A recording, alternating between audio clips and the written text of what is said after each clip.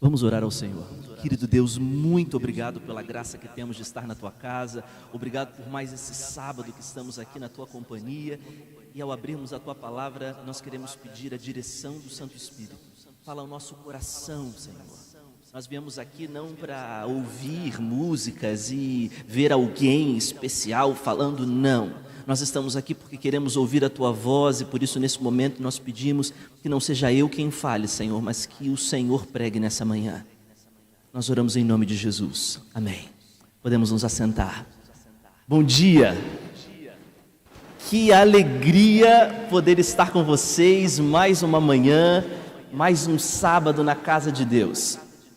Nós estamos vivendo durante essa semana e a próxima ainda, estamos vivendo momentos especiais com a Missão Caleb e nós estamos vendo Deus fazer muitos milagres através desses jovens que estão aqui. Nós estamos um pouquinho adiantados no nosso tempo e que bom porque a gente tem mais tempo de abrir a palavra. Mas eu gostaria de, antes de abrir a palavra com vocês, não posso deixar de mencioná-los. Durante essas semanas nós temos tido a Missão Caleb aqui, alguns jovens estão aqui na frente, outros estão envolvidos com a programação do culto. E eles têm feito visitas, têm feito limpeza por aí nas ruas, visitado casas, encontrado pessoas. Deus tem usado esses jovens. Nós temos jovens aqui da Ilha do Governador, temos jovens do Meier, jovens de Botafogo, da Central do Rio. Então nós temos assim uma união de jovens em prol dessa missão. E a gente, como disse anteriormente, a gente tem visto alguns milagres acontecendo. Inclusive hoje, pessoas que foram visitadas durante a semana já nos mandaram mensagem de que estão nos assistindo online. Então a vocês que nos assistem online na nossa outra igreja de Botafogo, nós queremos agradecer a sua companhia, dizer que temos orado por vocês e que o Espírito Santo que nos abraça aqui na nossa igreja ao vivo, que abrace vocês aí no lar de vocês também, onde quer que vocês estejam. Hoje nós temos, aliás, antes de vir a mensagem propriamente dita, quero fazer um outro agradecimento. Eu estou com vocês aqui há quase um mês e quero agradecer a recepção que tenho tido. Vocês me abraçaram demais, muitos dos irmãos têm me ajudado assim demais, a Regina que tem sido uma mão, e a todos vocês muito obrigado pelo abraço carinhoso que tem me dado e pela forma maravilhosa com que tem me recebido. Eu estou muito feliz de estar com vocês aqui. Como eu anunciei no sábado passado, hoje nós falaríamos de uma temática diferenciada, algo distinto. E se vocês tiveram a oportunidade de olhar no Instagram da igreja, o tema da mensagem de hoje é uma pergunta. A pergunta é: por que eu sou adventista? E eu não sei se porventura você já se questionou acerca disso.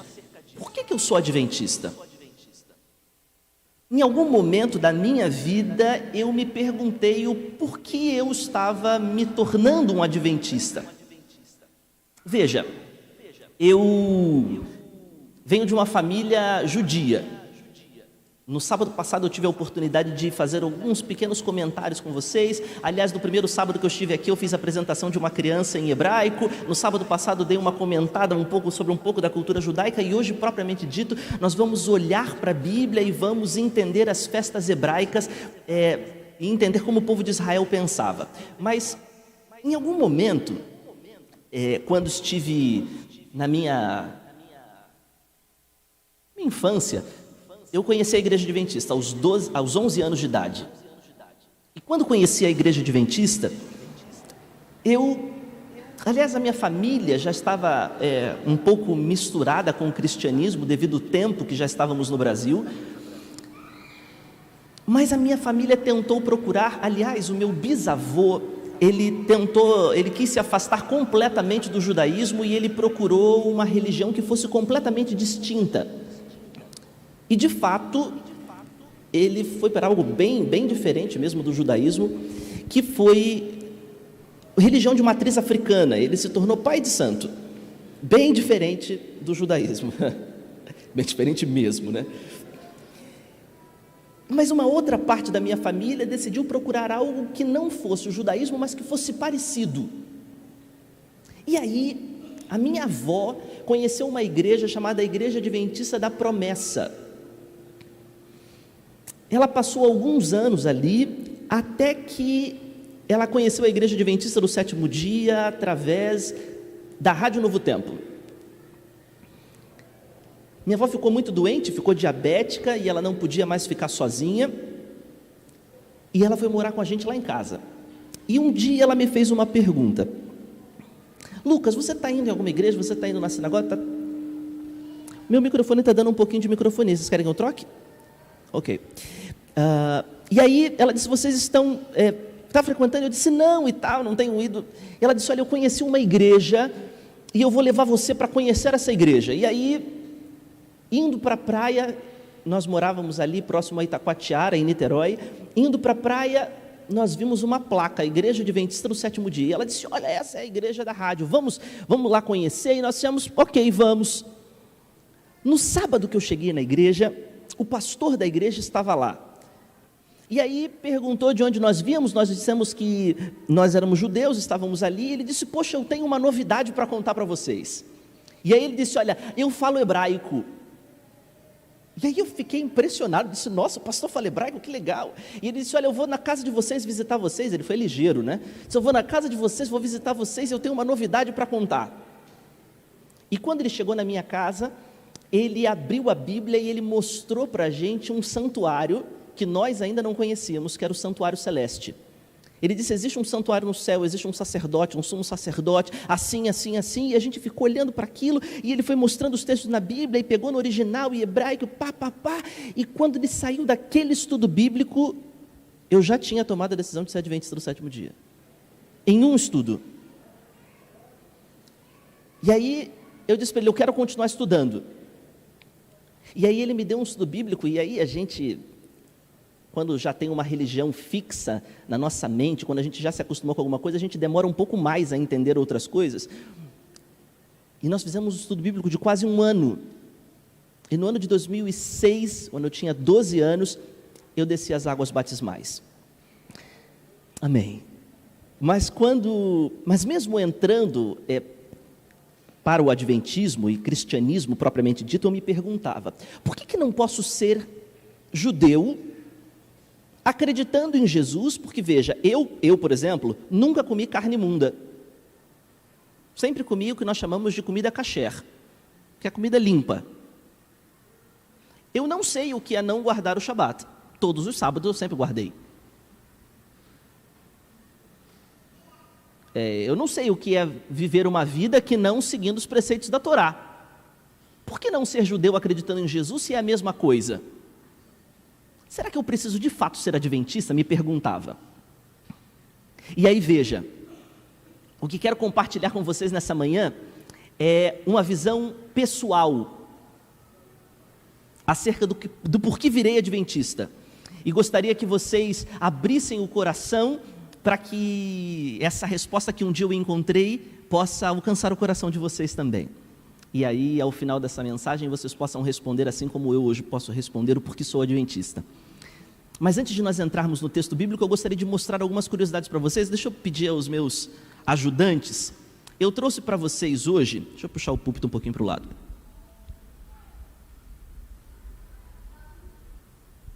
Eu trouxe para vocês hoje um naron, que é uma arca. Pode botar ele bem aqui na frente, ó, por gentileza. Isso. Obrigado. Esse aqui é um aron, uma arca. Essa arca é a arca da Torá. E aí, dentro das sinagogas e dos lugares por onde há judaísmo, nós temos uma arca dessa.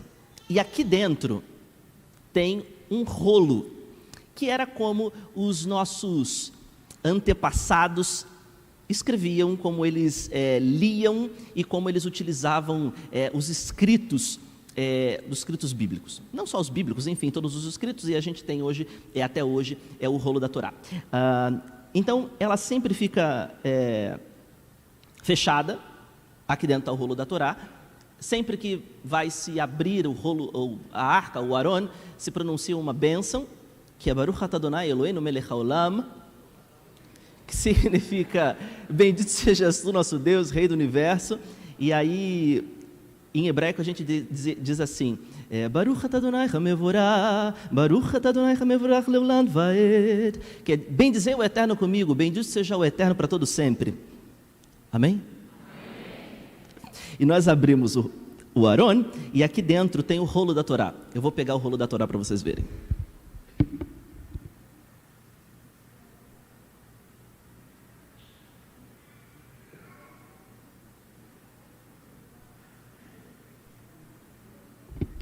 Esse aqui é um rolo da Torá. Eu já vou abri-lo para vocês darem uma olhadinha e depois a gente coloca ela de volta, porque esse aqui é um rolo kasher, então ele é bem caro. Se cair, só Jesus na causa. E aí eu estou sem mesa aqui, eu não tenho onde apoiar, então eu vou só mostrar um pouquinho para vocês e depois a gente guarda. Esse aqui é o rolo da Torá. Eu já vou abrir, como eu disse, para vocês verem. Ele sempre fica coberto em sinal de respeito. Hoje nós não vamos poder fazer, e em algum momento eu quero fazer com vocês, como fiz na Central, o cortejo da Torá.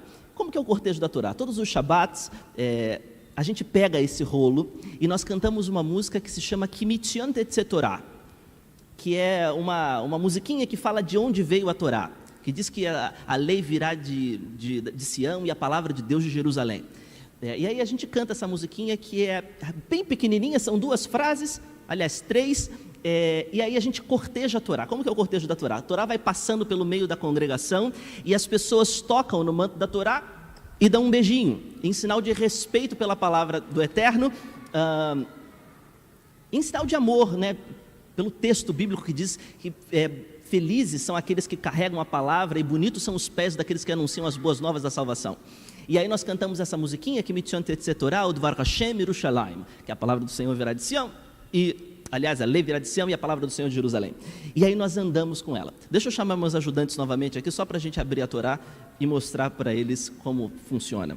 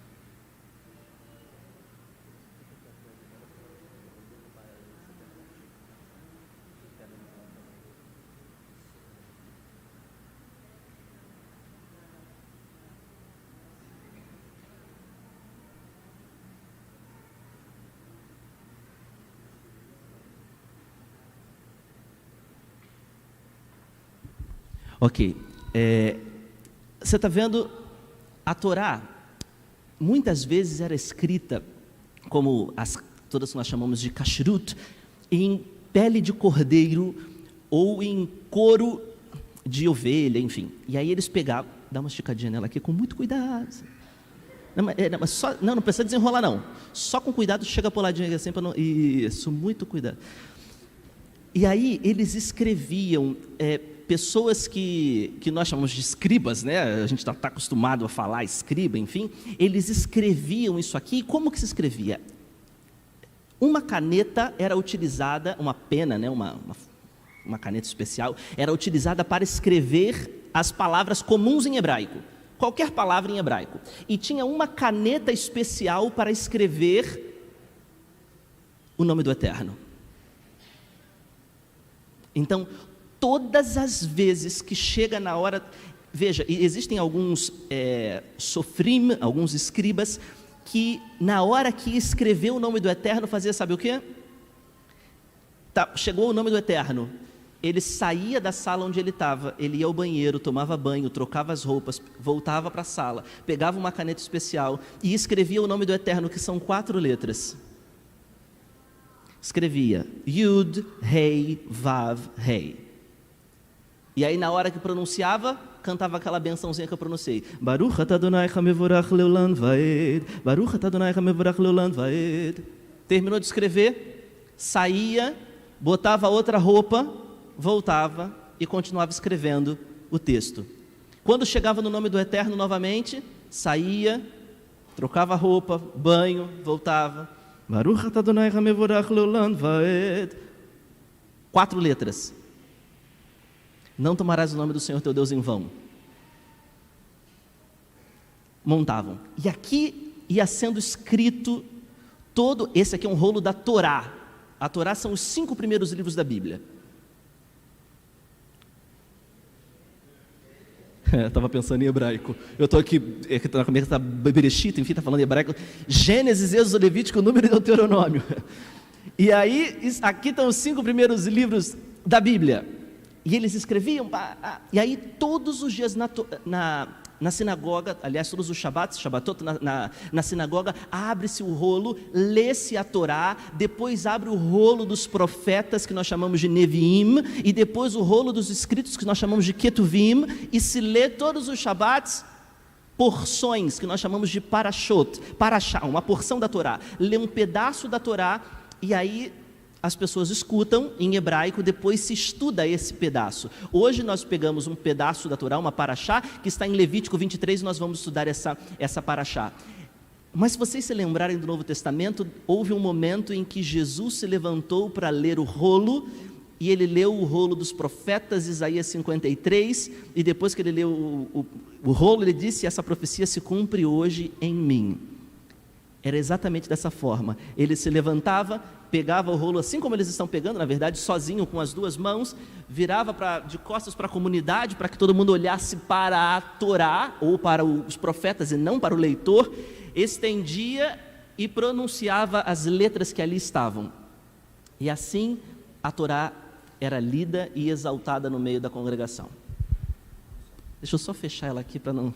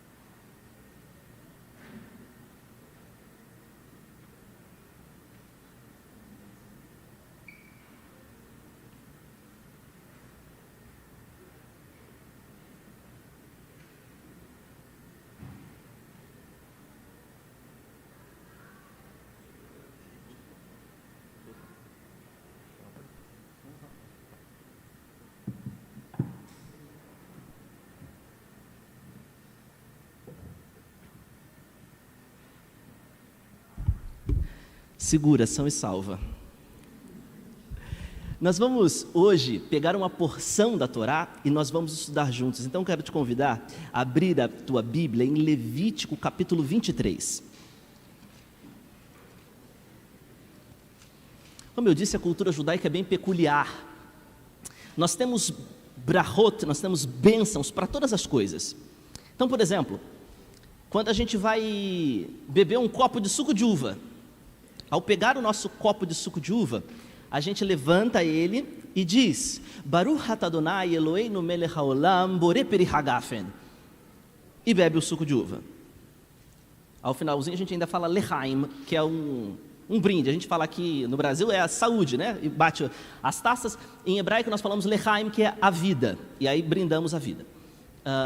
Mas eu quero comer pão. Baruch atah Adonai Eloheinu melech haolam hamotze lechem im haaretz. Eu quero, sei lá, abrir a Torá, Baruch atah Adonai Eloheinu melech, enfim, botar o talit, Baruch atah Adonai Eloheinu melech haolam leidatev betzitzit. Para tudo nós falamos. Quero ir ao banheiro, por exemplo. Vou falar em português para vocês entenderem. Quando você entra no banheiro, faz as suas necessidades fisiológicas, sai do banheiro, você vai dizer: bendito sejas tu, nosso Deus, Rei do Universo, que criaste o homem com sabedoria e nele colocaste órgãos com orifícios. Revelado é perante o teu glorioso trono que se um órgão aberto se fechar, um órgão fechado se abrir, o ser humano não sobreviverá nenhuma só hora. Bendito sejas tu, Senhor, que criou o homem e que sara toda a carne. Pensou toda vez que foi no banheiro? O negócio é bruto. Em Israel, quando você chega na frente de um banheiro público, tem uma plaquinha com a brachá escrita, para a pessoa não esquecer. O negócio tem que ser rápido. Aí tem gente que já emenda uma palavra na outra, fala rapidinho, e aí faz o que tem que fazer. E aí é na base da oração. E todas as coisas nós temos bênção. Aqui, o texto, e aí a pergunta é, por que tudo tem bênção? Por que tudo tem oração? Por que tudo tem festa em Israel? As festas de Israel eram uma forma didática de Deus ensinar alguma coisa, era uma forma pedagógica de Deus mostrar alguma coisa. E nessa manhã nós vamos ver essas coisas que Deus quis ensinar com as festas judaicas. Levítico capítulo 23, vamos ao estudo da palavra.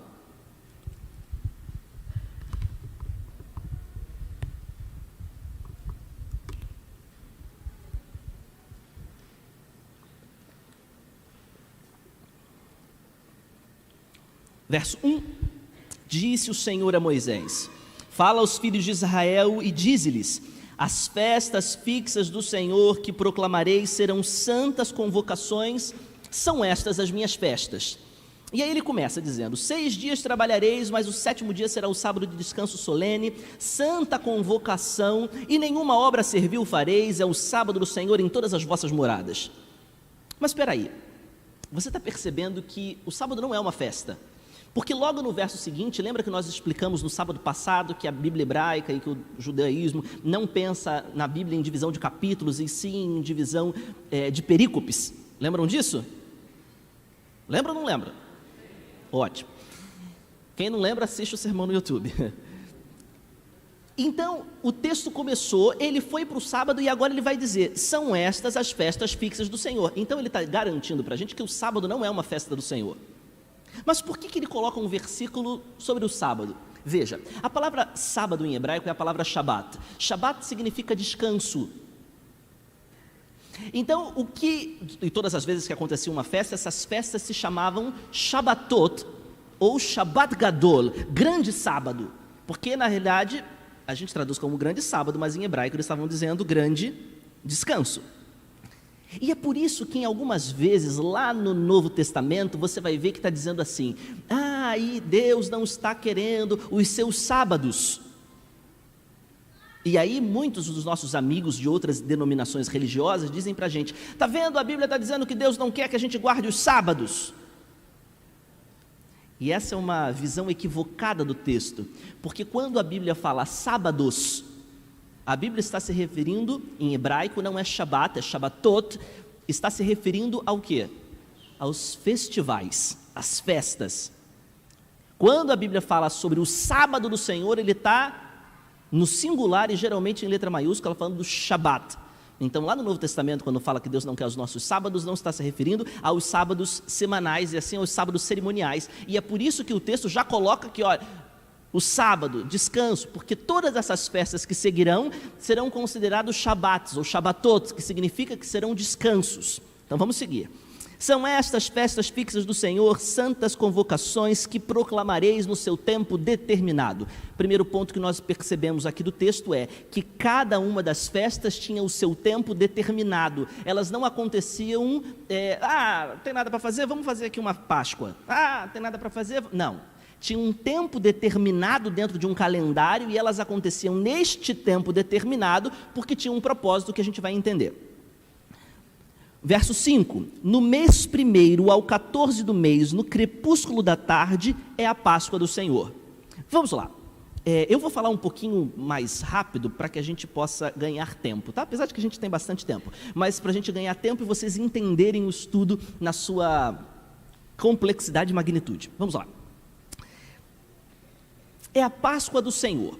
Onde está relatada a Páscoa do Senhor? Eu gostaria de convidá-los a abrir a Bíblia em outros textos, mas eu gostaria que vocês botassem o dedinho aí e não tirassem o dedo de Levítico 23, porque a gente vai voltar ainda nele algumas vezes. A Páscoa está relatada em Êxodo capítulo 12. E aí, nós não vamos ler Êxodo capítulo 12 inteiro, para que a gente não perca tempo. E aí eu vou citando para você e eu peço que você confie no seu pastor. Se você não confiar, não tem problema, a gente precisa ser como os crentes de Bereia. Chega em casa e lê Êxodo capítulo 12 e todos os outros textos que eu vou citar. E se você tiver alguma dúvida, pode ver novamente o sermão pela internet e ir anotando. Então está escrito em Êxodo capítulo 12. Em Êxodo capítulo 12 nos dá 4 características de um cordeiro. Diz assim, que precisaria ser escolhido um cordeiro, e ele não deveria ter nenhuma mancha, ele deveria ser macho de 1 ano, nenhum osso deveria ser quebrado, e ele deveria morrer pela tarde, no crepúsculo da tarde. 4 características. Pegaram as 4 características aí, gravaram? Vamos de novo. Primeira característica, sem mancha. Primeira característica? Segunda característica, macho de 1 ano. Segunda característica? Terceira característica, nenhum osso deveria ser quebrado. Terceira característica. Quarta característica, morrer à tarde. Quarta característica? Muito bem, o cordeiro então tinha 4 características. Primeira, Deus tem misericórdia. Primeira característica, não deveria ter mancha. Eu vou voltar. Não tem mancha, macho de 1 ano, nenhum osso quebrado e morrer à tarde, tá? O espírito de professor que balança aqui dentro. Vamos lá, voltando. Deveria ter 4 características. Primeira, muito bom. Segunda, lindo. Terceira,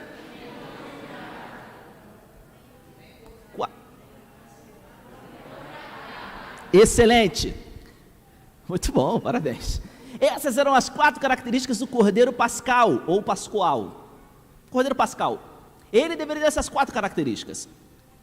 Veja, mas ainda há um detalhe. Ele deveria ser separado no dia 10 e ele deveria ser morto no dia 14. Mas para que Deus inventou esse negócio de Páscoa? Hoje a gente tem a ideia da Páscoa, a gente fala, a Páscoa é a morte, a ressurreição de Jesus e tal, mas a Páscoa não tinha naquele momento a ver com isso. A Páscoa era o símbolo de libertação do Egito. Como assim? A palavra em hebraico, Páscoa, é a palavra Pessah, que significa passagem, passar por cima. Na noite que o povo de Israel foi liberto, viria o anjo da morte e passaria pelo Egito. Mas a casa que tivesse o sinal do sangue do cordeiro, o anjo da morte passaria por cima. Pessah, Páscoa. Páscoa, portanto, significa passagem, passar por cima. O anjo da morte passaria por cima e não entraria naquela casa. Portanto, Páscoa tem a ver com a libertação do Egito.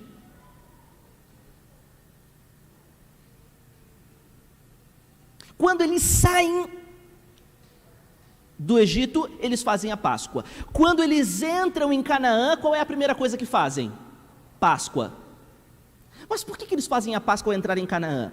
Porque todo aquele povo que estava entrando em Canaã não tinha feito a Páscoa no Egito, porque os que tiveram feito a Páscoa no Egito tinham morrido. Aquela era uma nova geração. Então eles são circuncidados, consagrados e fazem a Páscoa. Portanto, a Páscoa era símbolo de uma libertação física do Egito, mas também símbolo de uma libertação espiritual do Egito. Ok? Certa feita, um homem chamado João Batista olha para Jesus caminhando, isso está registrado em João capítulo 1, verso 29, e ele olha e diz: eis o Cordeiro de Deus que tira o pecado do mundo. Jesus morre no dia 15 de Nissan do ano 31. O que estava acontecendo nessa ocasião? Páscoa. João Batista olha e diz: o Cordeiro de Deus que tira o pecado do mundo. Anos depois, numa Páscoa, o Cordeiro estava numa cruz. Mas vamos ver, Jesus cumpria as 4 características do Cordeiro? Qual que era a primeira característica? Sem mancha. 2 Pedro diz que em Jesus não havia nenhuma mancha de corrupção, e na sua boca não foi encontrado dolo. Primeira característica, check. Segunda, Macho de 1 ano. Por que deveria ser macho de 1 ano? Porque aquele cordeiro estava substituindo quem? Quem que estava substituindo?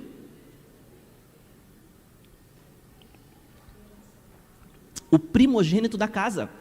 A morte era para quem? Para os primogênitos. Então aquele cordeiro estava substituindo o primogênito da casa. Então Jesus deveria ser primogênito. Jesus era primogênito?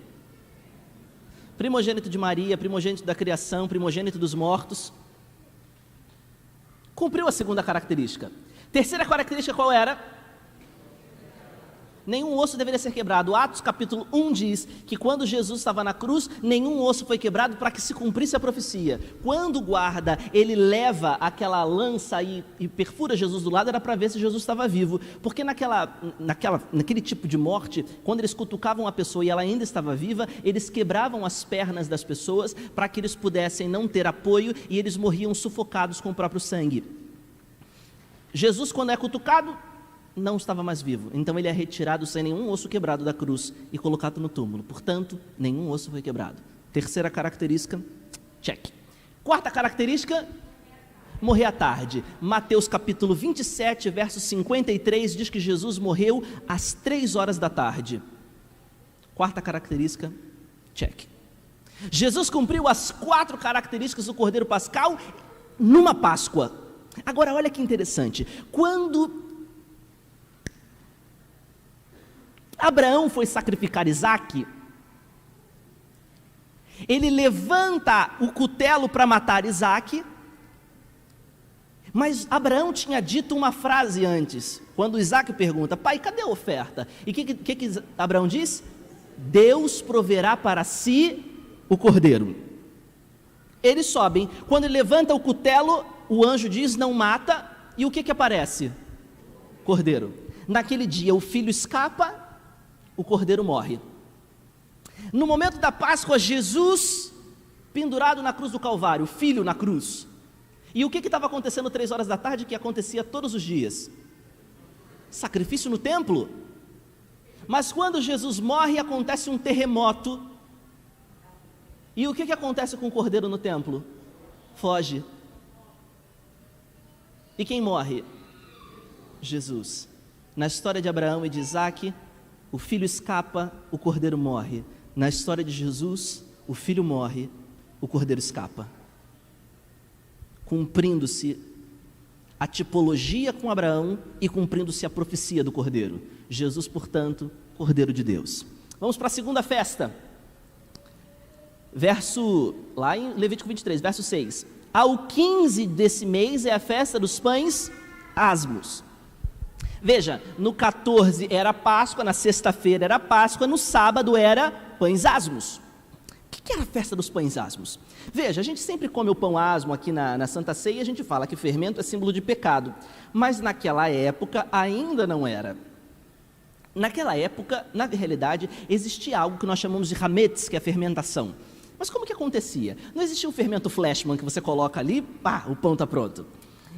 Para que acontecesse a fermentação, eles pegavam farinha e água, faziam uma massa e eles enterravam essa massa ou guardavam em algum canto isolado e deixavam aquilo dali dias e dias, fermentando, apodrecendo literalmente, naturalmente.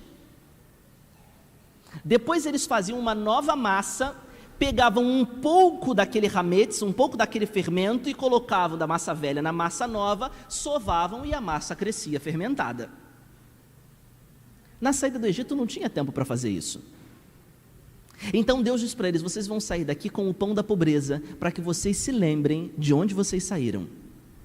Eles fazem um pão rápido, e Deus diz assim: vocês vão amassar esse pão, vão fazer um pão rápido. E como que vocês vão fazer esse pão e comer do cordeiro? Vestidos, com as sandálias nos pés e o cajado na mão, porque vocês vão ser libertos no dia seguinte. O pão, portanto, era o símbolo do pão da pobreza. Mas não só isso. Veja, a gente está vendo o cumprimento das festas no ministério de Jesus, né? A gente já entendeu que na sexta-feira ele cumpre isso, mas tempos depois se passam, mais de 2000 anos se passam, e Jesus aparece na terra e ele diz assim: eu sou o pão que desceu do céu. Qual era o pão que descia do céu? Maná. Nossa, esses são muito bons. Parabéns. Maná. O maná caía todos os dias, só tinha um dia que ele não caía. Qual era? Sábado. Ele podia ser recolhido em dobro um dia. Qual? Sexta. E tinha um dia também que ele não apodrecia. Qual era? Sábado. Jesus foi recolhido que dia? Pela morte. Sexta. Qual foi o único dia que ele passou inteiro no túmulo? Sábado. No sábado estava acontecendo que festa?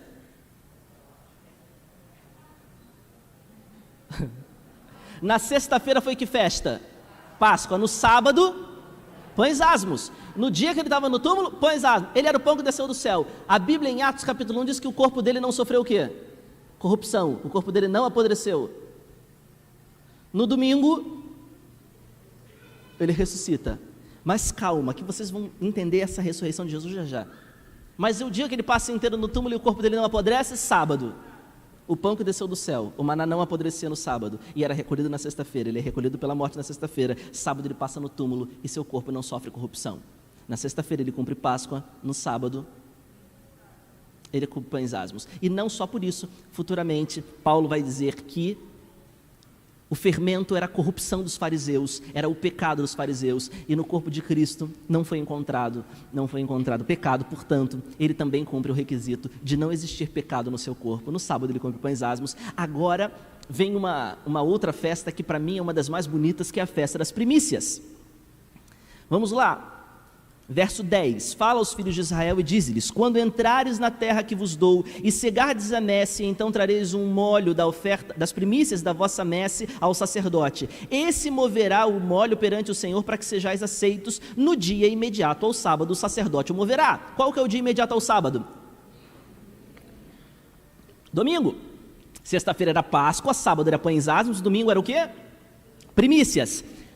Segura com seu dedinho aí e vai comigo lá para Mateus capítulo 27, verso 50. Mateus 27, 50.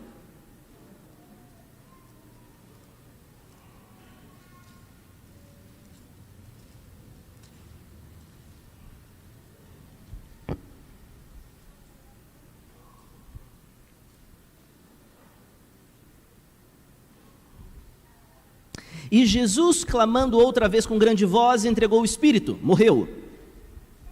Eis que o véu do santuário se rasgou em duas partes, de alto a baixo, tremeu a terra. Agora veja o que aconteceu. Fenderam-se as rochas. Aliás, segura essa leitura, porque eu esqueci de te dar um detalhe. O que acontece? Na sexta-feira era Páscoa. Sábado era sábado e além de ser sábado era pães asmos. Então o sacerdote, ele não tinha tempo hábil para marcar a oferta que ele moveria. Então como que ele fazia isso? Na sexta-feira ele ia lá e ele escolhia os molhos da oferta. Ele dizia: olha, esse molho e esse molho serão apresentados no domingo na festa das primícias. Marcava na sexta-feira. No domingo de manhã ele pegava esses molhos marcados, levava diante da presença do Eterno e apresentava como o primeiro fruto da colheita. Vamos continuar lendo o texto.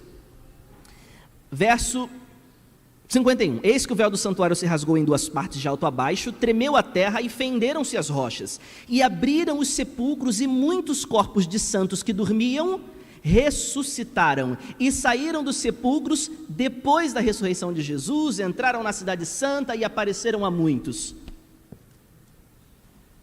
Jesus morre na sexta-feira, acontece um terremoto e as rochas se fendem e os sepulcros se abrem. O que Jesus estava fazendo?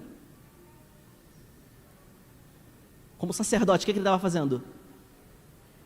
Pode falar sem medo. Ele estava escolhendo os molhos que ele ia oferecer no domingo. O sacerdote fazia isso na sexta-feira. Fenderam-se as rochas e abriram. Porque o verso 53 diz: e saíram dos sepulcros quando?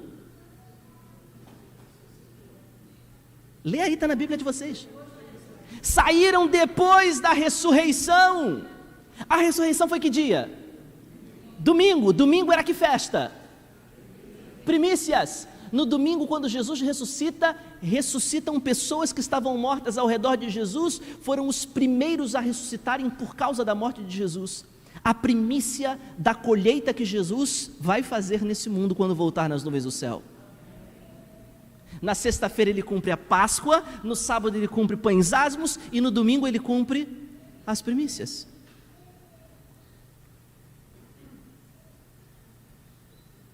Vocês não acham isso incrível? Eu todas as vezes que prego sobre isso ou faço um estudo sobre isso, eu fico perplexo. Como as coisas são perfeitas, mas calma, não acabou. A próxima festa é a festa do Pentecostes. Vamos lá, verso 15. Contareis para vós outros desde o dia imediato ao sábado. Qual é o dia imediato ao sábado? Domingo. O que estava acontecendo nesse domingo? Primícias. Contareis desde as primícias, o dia que trouxe a oferta, o molho da oferta movida, 7 semanas inteiras serão. Até o dia imediato ao sábado contareis 50 dias e trareis nova oferta ao Senhor. 50 dias depois aconteceria uma nova festa que nós chamamos de Pentecostes. Pentecostes, vindo da palavra grega penta, remete ao número 5, porque seriam 50 dias. Em hebraico é a festa de Shavuot, que Shavua em hebraico é semana, Shavuot semanas, porque são 7 semanas. 7 semanas depois, 50 dias depois da festa das primícias, aconteceria a festa do Pentecostes. Como que surgiu a festa do Pentecostes? A festa do Pentecostes surgiu assim. O povo de Israel saiu do Egito, estavam caminhando pelo deserto, e enquanto caminhavam pelo deserto, eles chegam diante do Monte Sinai, e ali Deus faz uma aliança com o povo de Israel e dá a lei, correto? Nesse dia, como é que Deus desce para falar com Moisés? Vocês lembram? O povo de Israel ficou com medo? Ele desce como fogo e trovões. No meio do fogo dos trovões, Moisés sobe. Ele recebe a lei e desce. Mas o que acontece quando ele desce? O que ele encontra quando ele está descendo? Idolatria. Abra sua Bíblia em Êxodo capítulo 32, verso 25.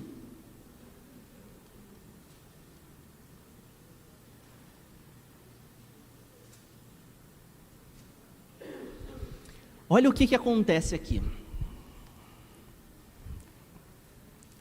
Vendo Moisés que o povo estava desenfreado, pois Arão o deixara solta para a vergonha no meio dos seus inimigos, pôs-se em pé à entrada do arraial e disse: quem é do Senhor, vem até mim. Então se ajuntaram a ele todos os filhos de Levi, aos quais disse: assim diz o Senhor, o Deus de Israel, cada um cinja a espada sobre o lado, passai e tornai a passar pelo arraial de porta em porta, e mate cada um a seu irmão, cada um a seu amigo, e mate ao seu vizinho.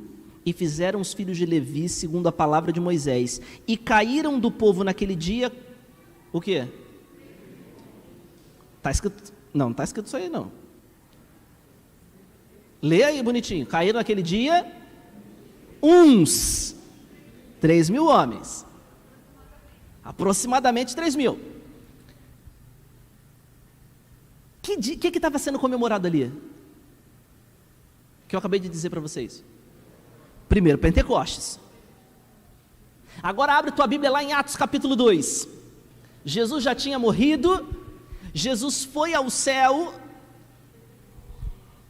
Aliás, deixa eu fazer uma pergunta para vocês, porque isso aqui é importante. Maria Madalena chega para tocar em Jesus, e quando ela chega para tocar em Jesus, Jesus fala o que para ela? Não me tocas, porque eu ainda não fui ao Pai. Só que depois ele encontra os discípulos, e quando ele encontra os discípulos, Tomé diz assim: não é Jesus não. Aí Jesus estende a mão e diz assim: toca. Ah, peraí, por que Tomé podia tocar e Maria Madalena não?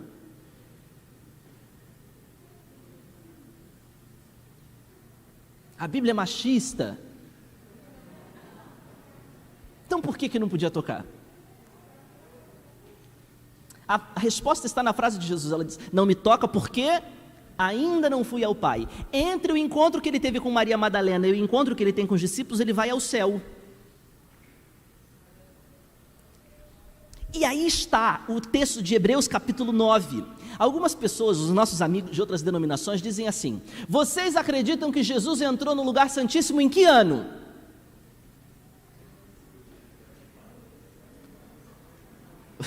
perguntar de novo aqui. Espero que vocês saibam, né? Adventista, né? Que ano que Jesus?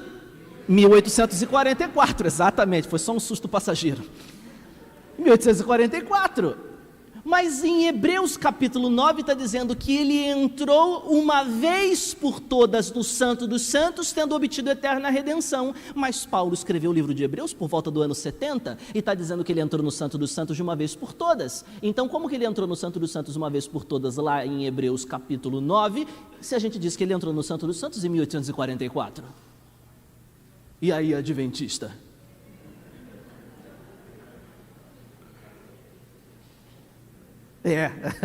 A irmã ele falou, E aí? Aqui está a resposta.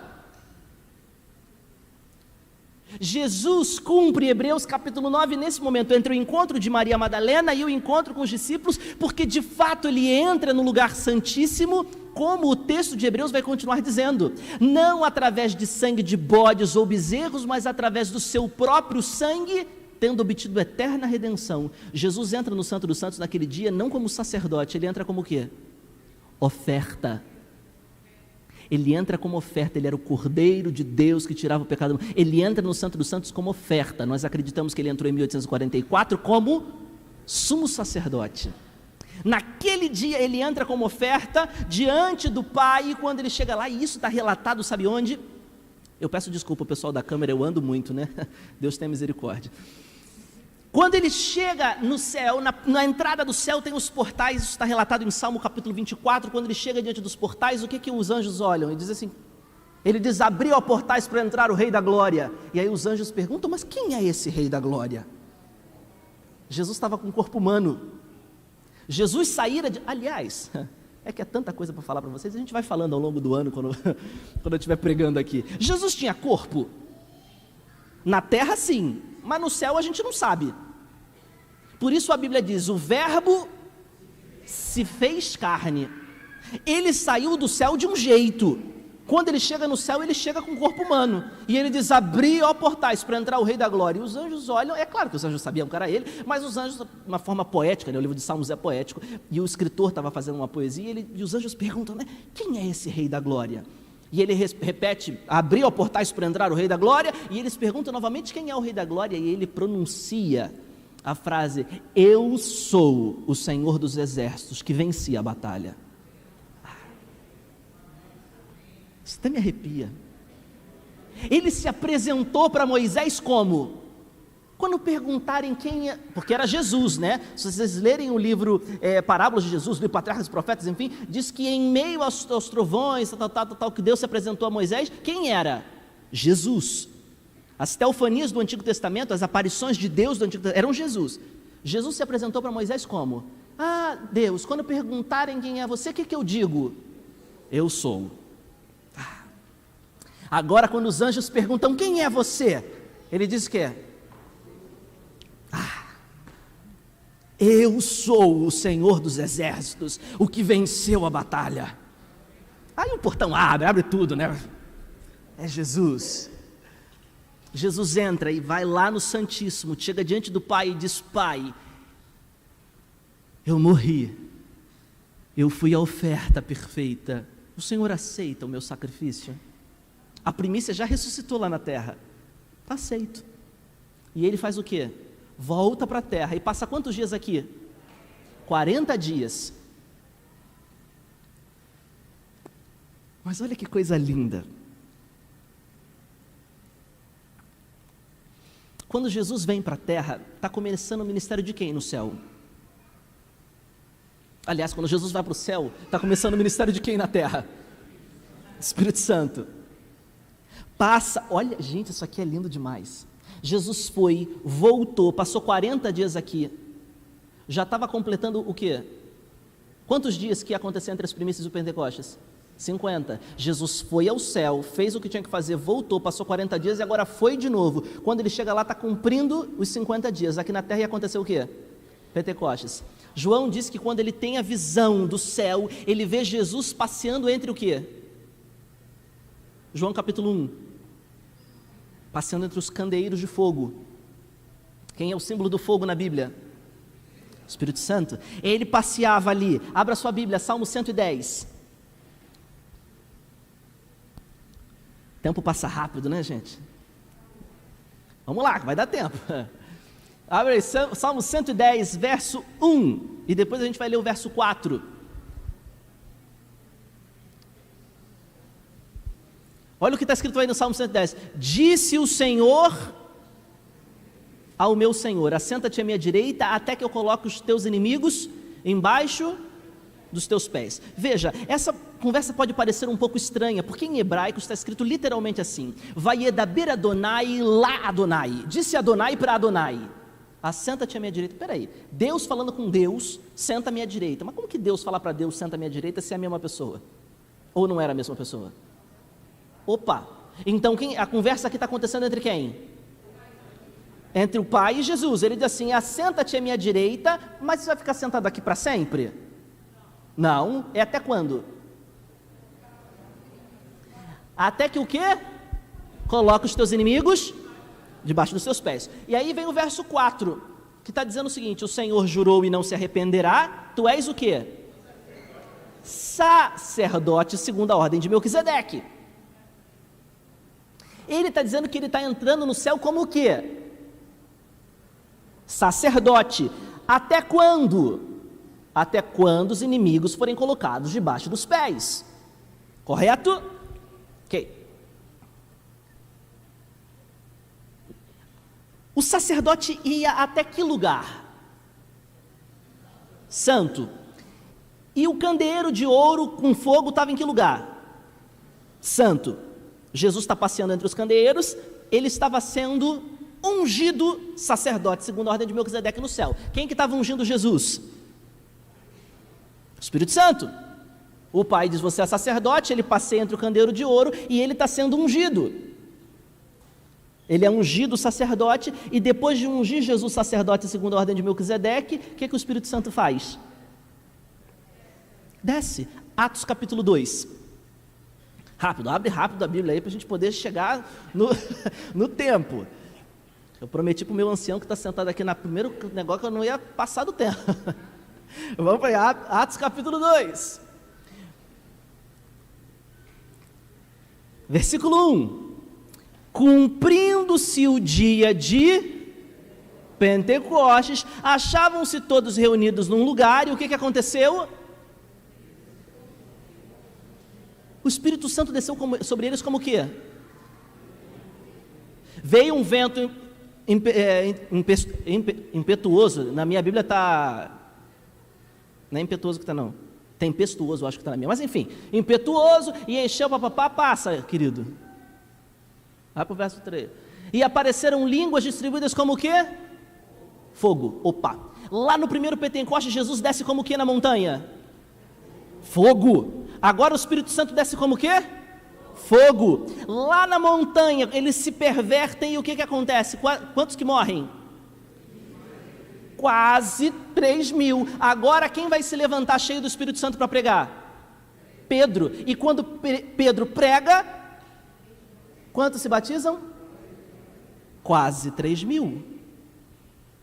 No primeiro Pentecostes morrem quase 3.000, no cumprimento do Pentecostes se batizam, morrendo para o mundo e renascendo para Cristo, quase 3.000. Lá Deus desce como fogo, aqui o Espírito desce como fogo. Jesus é entronizado no céu, inicia-se o ministério do Espírito Santo na terra. Na sexta-feira Jesus cumpriu a Páscoa, no sábado ele cumpriu pães asmos, no domingo ele cumpriu primícias, 50 dias depois ele e o Espírito Santo cumprem Pentecostes. Amém?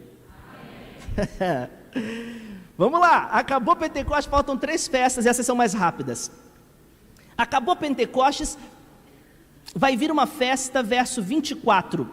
Fala aos filhos de Israel, dizendo: no sétimo ao primeiro do mês tereis descanso solene e memorial, com sonido de trombetas. É a festa das trombetas. Mas segura essa festa, não vou falar sobre ela agora. E já vou te explicar por quê. Segura ela, porque ela é bem rápida e você vai entender. Mas, tá, segura, vamos para a próxima. Verso 27. Mas ao 10 desse mês será o dia da expiação. Presta muita atenção agora. Aliás, é para prestar atenção em tudo, né? Mas agora presta bastante. Que eu vou te explicar o ritual do santuário em 2 minutos, então você precisa prestar atenção para você não se perder. No santuário, todos os dias morria um cordeiro às 9 da manhã e outro às 3 da tarde. A isso nós chamamos tamid, que significa contínuo, sacrifício contínuo. Todos os dias, faça chuva, faça sol, morria-se um cordeiro 9 da manhã e 3 da tarde. Por quê? Aonde quer que o povo de Israel estivesse, às 9 da manhã e às 3 da tarde eles paravam, se voltavam para o santuário. Lembra de Daniel que orava na janela e tal, estava voltando para o santuário. Se voltavam para o santuário e lá o sacerdote pegava uma ovelha, confessava simbolicamente os pecados de Israel na cabecinha da ovelha, pegava a mão dele, impunha sobre o cordeiro, colocava um pouco de pressão e matava o cordeiro. Pegava o sangue daquele cordeiro e ele entrava no santuário, no lugar santo, e ele aspergia esse sangue no véu. Isso significava que o pecado estava saindo do penitente, passando para o cordeiro e do cordeiro para o santuário. Esses pecados ficavam ali durante 1 ano. Uma vez por ano acontecia essa festa, que é a que a gente vai falar agora, que era o dia da expiação. Como que acontecia o dia da expiação?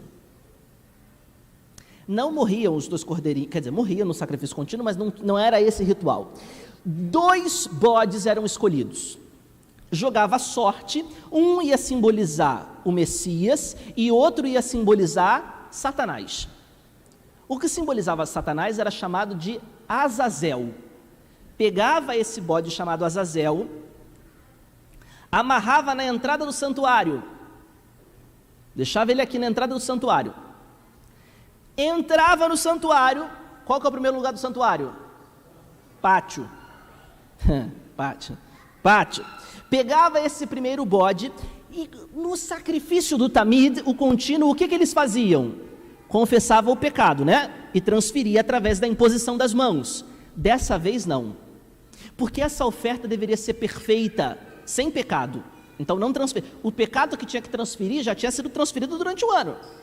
Agora eles pegavam esse bode, matavam o bode, pegavam o sangue, entrava direto no lugar santo, não aspergia na cortina, tirava o véu e entrava no lugar santíssimo. Quem fazia isso?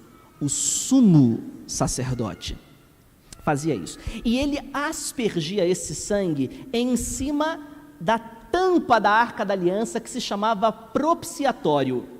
Aspergia. Depois que ele aspergia, ele orava e descia o que nós chamamos de kavod, que é a glória de Deus, que futuramente os rabinos chamaram de Shekinah, e nós adotamos essa palavra. Acontecia a manifestação do Shekinah, que era a glória de Deus sobre a Arca da Aliança. Deus, o sumo sacerdote falava com Deus, e Deus anunciava: os pecados de Israel estão perdoados. Quando ele falava isso, o sumo sacerdote fazia o quê? Saía do lugar santíssimo, da presença do Eterno, limpando, purificando o santuário, e ele estava pegando os pecados, simbolicamente, claro, que estavam no santuário, e estavam onde? Agora, nele. Ele vai carregando, aspergindo sangue, porque a purificação tem que ter sangue, aspergindo sangue, saindo, e os pecados estavam ficando onde?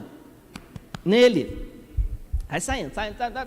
Quando ele chega lá fora, quem que está esperando? Azazel. Como que acontecia a transferência de pecados?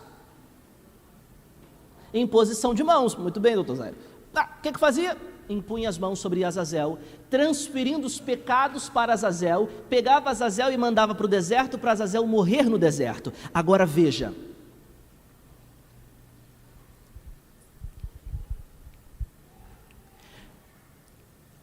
Olha essa pergunta, presta atenção nessa pergunta, porque logo em seguida eu vou fazer uma outra pergunta que depende da resposta da primeira.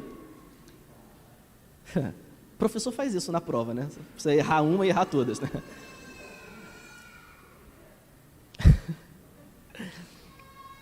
Quais pecados eram depositados sobre Azazel? Não eram todos. Opa, quem falou aqui? Os pecados o quê? Confessados. Todos os dias, às 9 e às 3 da tarde, os pecados eram confessados, o sacerdote confessava na orelha do cordeiro, saía do cordeiro, ia para o santuário, do santuário 1 ano, tirava dali e jogava sobre Azazel os pecados confessados. Não era todos os pecados. Se você não confessasse o seu pecado, o pecado estava onde? Em você. Se você confessou, através do sangue do cordeiro ia para a cortina, através do sangue do bode ia para o Azazel. Ok? Agora essa pergunta. Satanás está derrotado? Ele sabe disso? Sabe. Ele sabe que Jesus vai voltar? Ele sabe que ele vai morrer queimado? E por que ele continua querendo te levar para o fogo?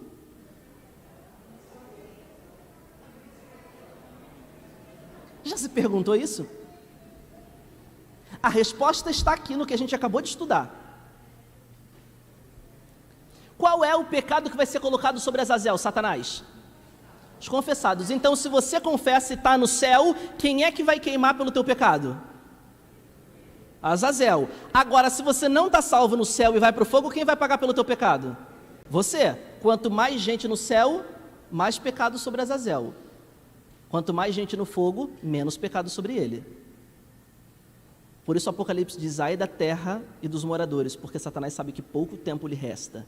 Quanto mais gente no fogo, menos ele queima. Quanto mais gente no céu, mais ele queima. Ele não está nem aí. Tem gente que diz: ah, não, porque ele quer magoar Jesus, porque ele não gosta de mim. Ele não está nem aí para você. Ele está numa corrida contra o tempo para se livrar de mais fogo que ele vai receber. E se depender de mim, que queime, porque o cara está no céu. Espero estar, né? Entenderam? Entenderam a história aqui do... Então, o dia da expiação era o dia em que todos esses pecados saíam do lugar santíssimo e iam para Azazel. Purificação do santuário. Tem uma profecia em Daniel 8,14. Estou quase acabando, ancião.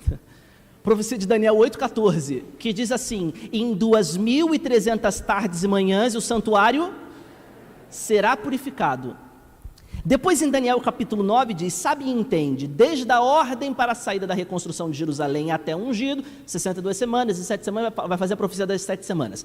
Isso quer dizer que a profecia das 2.300 tardes e manhãs começa na ordem da reconstrução de Jerusalém. Isso aconteceu em que ano? Aconteceu no ano 457 antes de Cristo.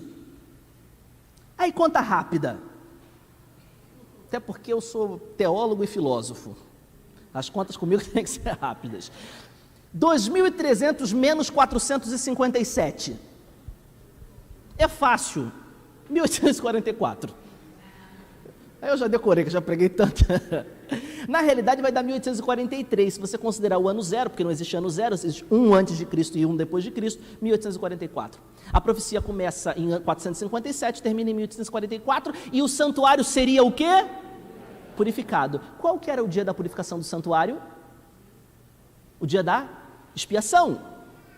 Isso quer dizer que o sumo sacerdote expiaria o santuário celeste no ano de 1844. Jesus passou do santo para o santíssimo quando?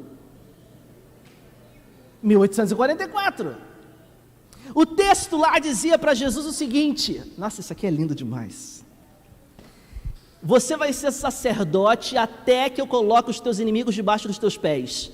1844, Jesus passa do santo para o santíssimo. Mas 1844 aconteceria algo. Abra a tua Bíblia em Apocalipse. Rápido, tá? Que o meu tempo estourou. Apocalipse capítulo 10. Mas vocês aguentam mais 5 minutos, né?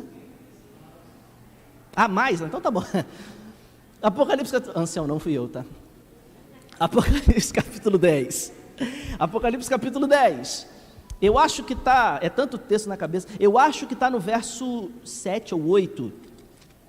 No dia da voz da trombeta, está escrito isso aí? É isso? 7. Muito bom. Nos dias da voz do 7º anjo, é isso que está escrito aí? Ótimo, então eu vou precisar mais ler, não, a mente ainda não está ajudando. Então, no dia da voz do 7º anjo, cumprir-se-á o mistério anunciado aos pais pelos profetas, ok? É isso aí, né? Está escrito aí? Ótimo. Veja, qual que é a voz do 7º anjo?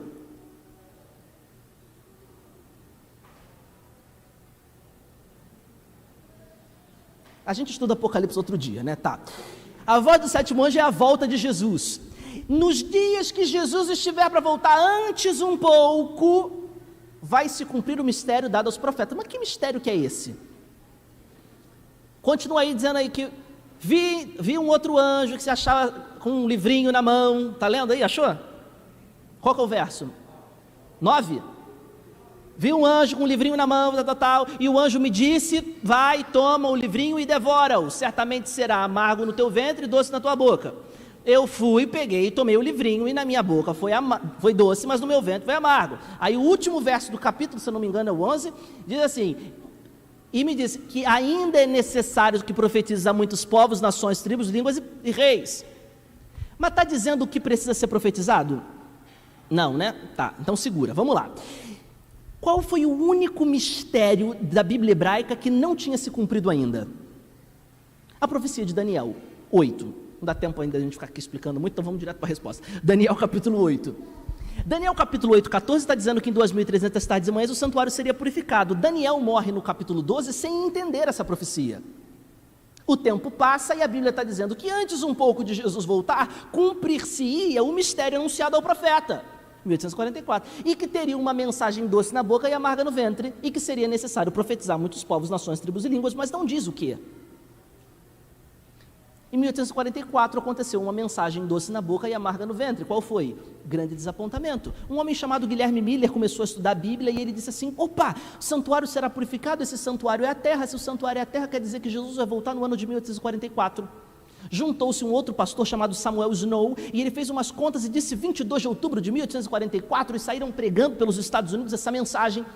As pessoas venderam suas casas, as suas carroças para ter dinheiro, para imprimir folhetos e continuar a pregação. Chegou o dia 22 de outubro de 1844, se achavam todos reunidos em cima de uma montanha, esperando Jesus voltar.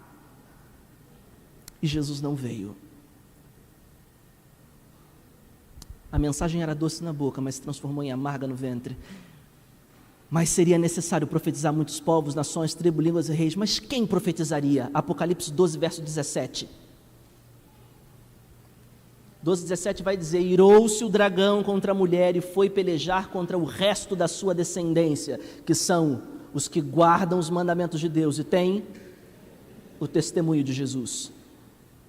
Então surgiria um povo a partir de um grande desapontamento, que guardaria os mandamentos e teria o testemunho de Jesus. Mas aí agora vai para Apocalipse 14, verso 6.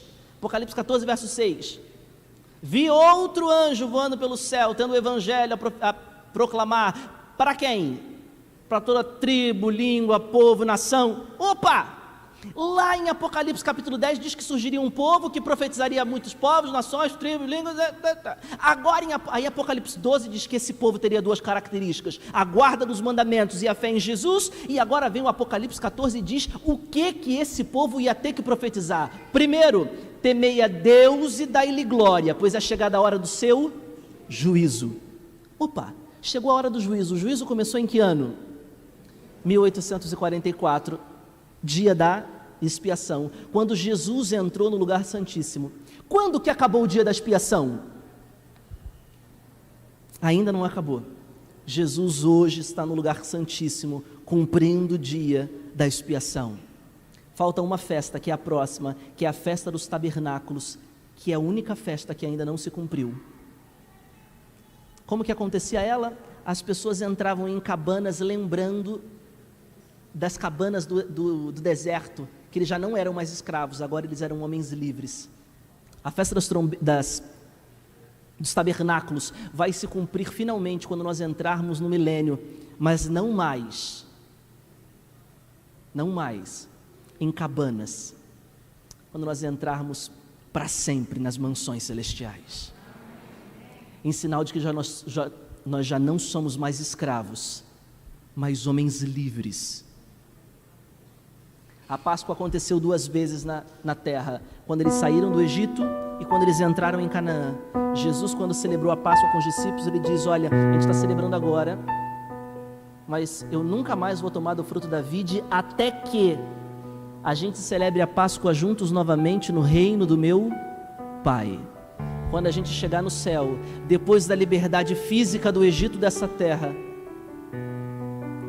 a gente vai participar da Páscoa novamente, em sinal da libertação espiritual do pecado e do mundo. Jesus cumpriu Páscoa, Jesus cumpriu pães asmos, Jesus cumpriu primícias, Jesus e o Espírito Santo cumpriram Pentecostes. Depois Jesus vai cumprir trombetas, que eu vou falar agora, e esse é o final da minha mensagem. Jesus cumpre o dia da expiação, e em breve, quando voltar à terra, cumprirá finalmente a festa dos tabernáculos. Eu pedi para você segurar a festa das trombetas, e aqui nós encerramos. Para que servia a festa das trombetas?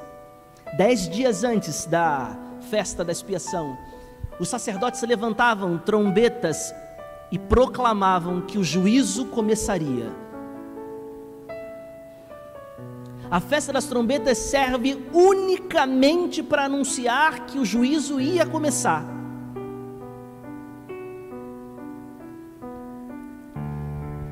Em 1844 surgiu uma igreja chamada Igreja Adventista do Sétimo Dia.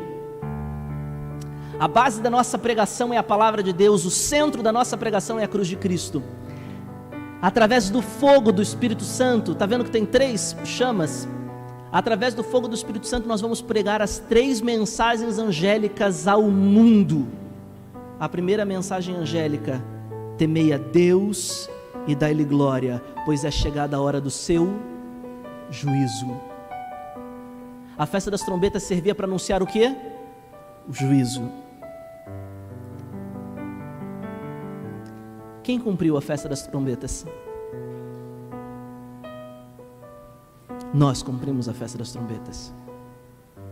Todos aqueles que pregam que o juízo começou no ano de 1844, todos aqueles que pregam que finalmente a verdade foi restaurada sobre a terra, todos aqueles que pregam que em breve Jesus voltará, todos esses cumprem a festa das trombetas. Nós somos as trombetas que proclamam que o juízo começou. Quando eu fiz esse estudo e entendi isso, eu me fiz uma pergunta: quer dizer que é só adventista que vai para o céu? Claro que não, pelo contrário, quer dizer que mais adventista vai se perder, porque não entendeu o porquê que existe. Eu não me tornei adventista porque um pastor um dia achou legal fazer uma igreja adventista e fundou uma igreja. Não, eu me tornei adventista porque esta é uma igreja que surgiu a partir de uma profecia. E aí quando as pessoas me perguntam: você é evangélico? Eu digo: não, sou adventista. Mas não é evangélico? Não, adventista. Você é protestante? Adventista. Mas não é protestante? Adventista. Mas adventista. Mas é que adventista, é só isso. Eu não creio só no evangelho, eu creio na Bíblia inteira. Eu não surgi porque Martinho Lutero quis protestar, eu surgi porque eu estou na profecia, desde as festas judaicas, quando o povo saiu lá do Egito. Não tem nada a ver com Lutero. O que eu tenho com Lutero? Nada. Eu tenho com Jesus e com profecia. Mas pastor, eu preciso ser adventista para ser salvo? Não. A Bíblia diz que Jesus tem ovelhas em muitos apriscos, mas a Bíblia diz que no final dos tempos Deus levantaria um povo para restaurar a verdade e o amor na terra, porque o amor se esfriaria de muitos. Me tornei adventista por querer ser uma voz que proclama verdade e amor. Muitos de nós proclamamos verdades sem amor, não é adventista. E muitos de nós proclamamos amor sem verdade, não é adventista. Nós somos os que proclamamos a verdade do Senhor, e Jesus disse: nisto conhecereis que sois os meus discípulos, se amardes uns aos outros. Porque a unha, porque o cabelo, porque eu brinco, porque... Não é adventista. A pessoa que falou, tá? Não é a que está usando, não. Nisto conhecereis que sois os meus discípulos, se amardes uns aos outros. Pastor, quer dizer que a gente aceita tudo? Não. Mas quer dizer que eu não tenho que me importar com a fagulha que está no olho do outro, enquanto no meu olho tem uma trave. Jesus não chegava para a prostituta e dizia: mulher, você é prostituta, você ficou com quantos homens, vamos reunir aqui para a gente decidir seu futuro. Não, enquanto os anciãos se levantavam para tacar pedra, Jesus disse: mulher, eu tampouco te condeno, vai, não peques mais. Agora me responda uma pergunta: a salvação dessa mulher estava no eu tampouco te condeno ou no vai, não peques mais? Nós somos fariseus, bando de fariseu falando. Eu também respondi essa primeira vez. Não é, não vai, não peques mais, porque essa mesma mulher encontrou Jesus mais de 3 vezes. Jesus expulsou 7 demônios dela, Jesus perdoou ela. Se fosse não vai, não peques mais, ela estava perdida. E se Jesus olhar para você e dizer assim: vai, não peques mais, e disso depender a sua salvação, está todo mundo perdido, porque todos pecamos e todos carecemos da graça de Deus. A nossa salvação está em encontrar Jesus e Ele olhar para a gente sem que a gente mereça e dizer: eu tampouco te condeno. Agora, filho, vai e não peca mais. Aí vem João escrevendo: mas se porventura pecardes, tendes advogado junto ao Pai, Jesus Cristo, o justo, o único justo. É por isso que nós somos adventistas, porque nascemos para proclamar uma verdade com amor, porque nascemos para abalar a estrutura desse planeta. E eu preciso de fato encerrar, mas eu não posso encerrar sem antes lhe dizer uma coisa, querido amigo. Já parou para pensar? Paulo, em cima de um cavalo, escrevendo carta, mudou o mundo. Imagina Paulo com um avião e internet. Jesus tinha voltado. E que Paulo está morto? Eu me pergunto, por que Deus escolheu Paulo nascer naquela época e não agora? Olha aqui para mim, dentro dos meus olhos, em nome de Jesus. Olha para mim aqui, deixa eu te dizer uma coisa. Não é para ser Paulo, é você. A história desse planeta não vai se findar nas mãos de Paulo, é na sua mão.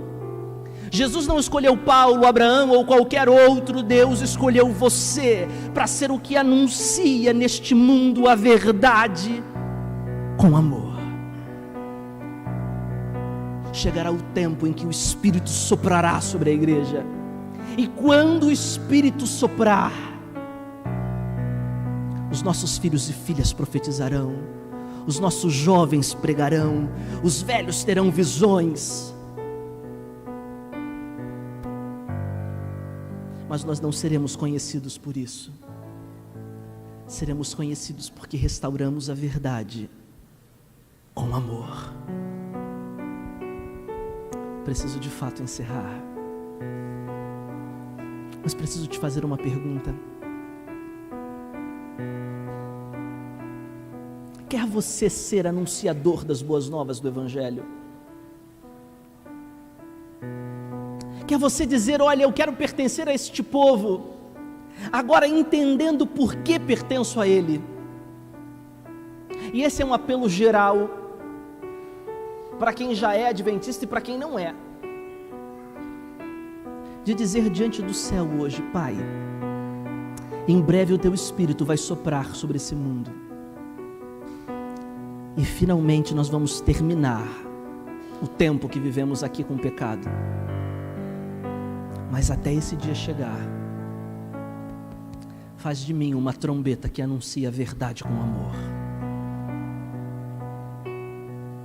Vou chamar o Dinan, ele vai cantar. E eu já combinei com vocês que apelo comigo é isso, né? Você vai aceitar o apelo se você precisa aceitar. E se você não precisa, fica sentado, porque não tem problema ficar sentado. Mas se você precisa dizer racionalmente, vocês viram, né, que aqui é a razão, né, Bíblia, racionalmente precisa dizer ao céu: hoje, Senhor, eu preciso te dizer que eu quero ser uma trombeta que anuncia com verdade e amor o Teu Evangelho, restaura a verdade. Se essa é a tua vontade, logo depois que ele terminar de cantar, não precisa levantar antes, logo depois que ele terminar de cantar, eu vou te convidar a ficar em pé e eu vou orar por você. Mas nesse momento, fica sentadinho aí e presta atenção na letra desse louvor, que é a coisa mais linda do mundo, e a voz desse menino é coisa de Deus. Então prestem atenção, ora ao Senhor, conversa com Deus aí, e já já a gente ora.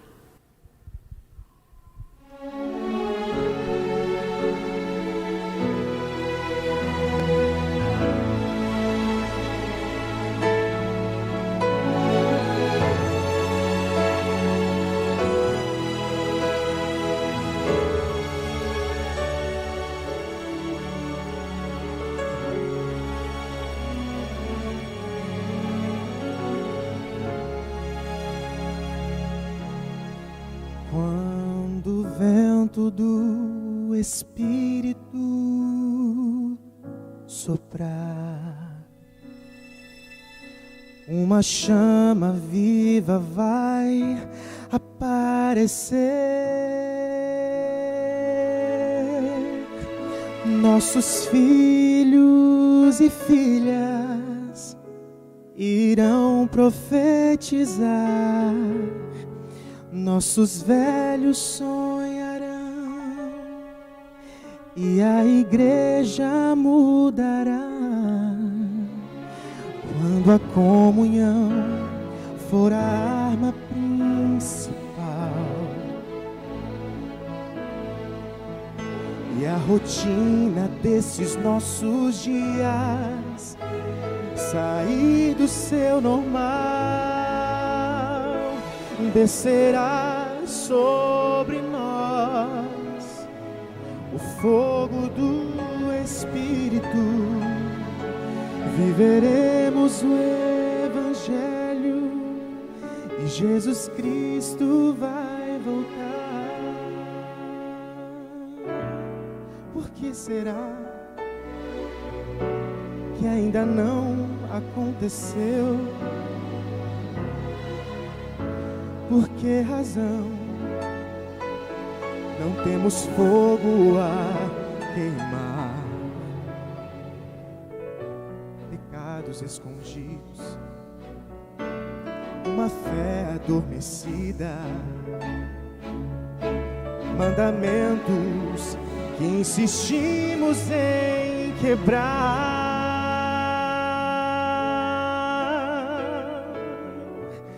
Por que razão? Por que será? Temos tudo nas mãos, mas não há fogo no altar.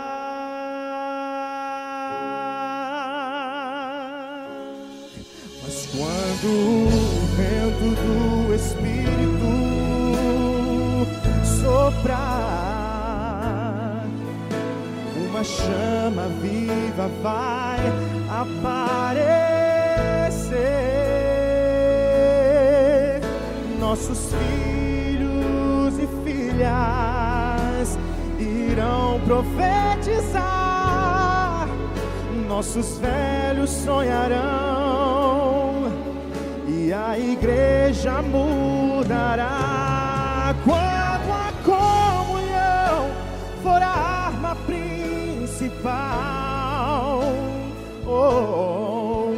e a rotina desses nossos dias sair do seu normal,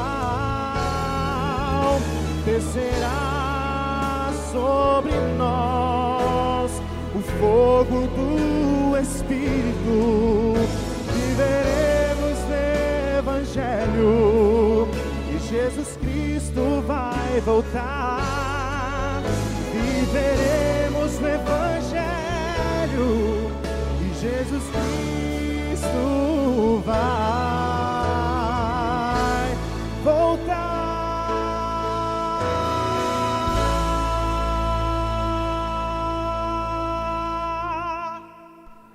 Amém. Se esse é teu desejo, te convido a ficar em pé. Se não é, pode ficar sentado, mas se é o teu desejo, convido a ficar em pé. Nós vamos orar ao Senhor, pedindo a Ele: Deus, faz de nós trombetas que proclamem nesse mundo com amor e verdade. Eu sempre digo isso antes, e você,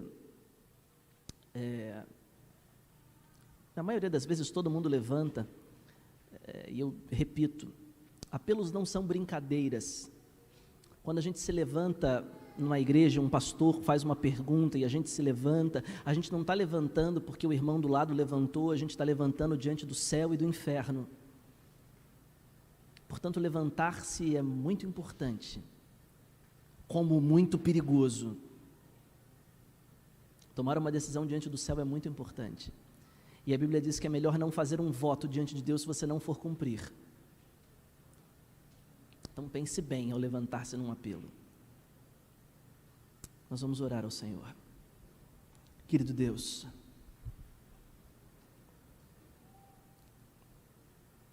nesse momento nós estamos de pé na Tua presença.